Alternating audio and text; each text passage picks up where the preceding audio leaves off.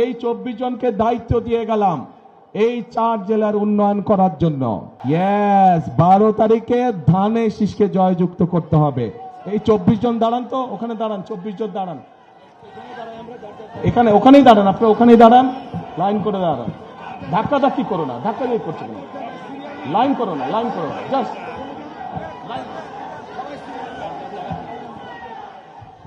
এই যে আপনাদের সামনে 24 জন ব্যক্তি দাঁড়িয়েছে, 24 জন মানুষ দাঁড়িয়েছে, প্রত্যেকের হাতে দেখেন ধানের শীষ, দেখছেন? চেনেন এই 24 জনকে? এই 24 জনকে দায়িত্ব দিয়ে গেলাম এই 4 জেলার উন্নয়ন করার জন্য। তাদের হাতে ধানের শীষ দিয়ে তাদেরকে আমি দায়িত্ব দিয়েছি। এখন আপনারা আপনাদের দায়িত্ব বুঝে নিতে হবে তাদের কাছ থেকে। পারবেন?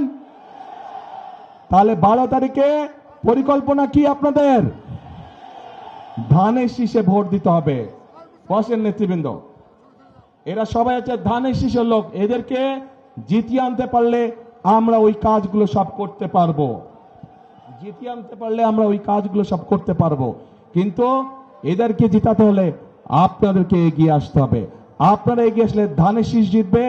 আপনারা এগিয়ে আসলে ধানের শীষের পরিকল্পনাগুলো সব জনগণের জন্য বাস্তবায়িত হবে, দেশের মানুষের জন্য বাস্তবায়িত হবে। প্রিয় ভাই বোনেরা, আরেকটি পরিকল্পনার কথা আপনাদেরকে বলতে চাই। নারীদের কথা বলেছি, কৃষকদের কথা বলেছি, শিশুদের কথা বলেছি, তরুণদের কথা বলেছি, যুবকদের কথা বলেছি।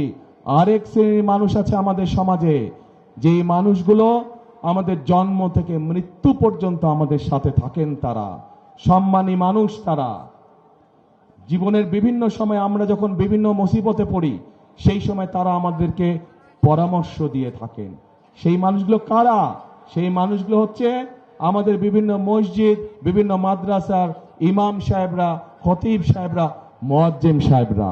আমরা এই সম্মানী মানুষগুলোর জন্য ইনশাআল্লাহ বিএনপি সরকার গঠন করলে পর্যায়ক্রমিকভাবে সারা দেশে বিভিন্ন মসজিদ মাদ্রাসার ইমাম সাহেব, খতিব সাহেব যারা আছেন, মুয়াজ্জিম সাহেব আছেন, তাদেরকে আমরা সম্মানী দিতে চাই সরকারের পক্ষ থেকে, যাতে করে তারা সম্মানের সাথে জীবন যাপন করতে পারেন। শুধু তাই নয়, একই সাথে আমরা তাদেরকে বিভিন্ন রকম ট্রেনিং দিব, যাতে করে তারা ভালোভাবে জীবন যাপন করতে পারেন।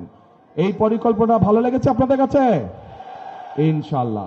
তো এখন ভাই বোনেরা, 12 তারিখে তো আপনারা কি করবেন? হ্যাঁ, ধানের শীষে ভোট দিবেন। যাবেনটা কখন? ভোট দিতে কটার সময় যাবেন? দুপুর 12টায়? ও, দুপুর 11টায়? সকাল 9টায়? তো কখন? হ্যাঁ, তাহাজ্জুদের নামাজ পড়তে উঠবেন ওই দিন। আল্লাহর কাছে রহমত চাইবেন যে যাতে সারা দেশের ধানের শীষ জয়যুক্ত হতে পারে। এই রহমত চাইবেন আল্লাহর কাছে।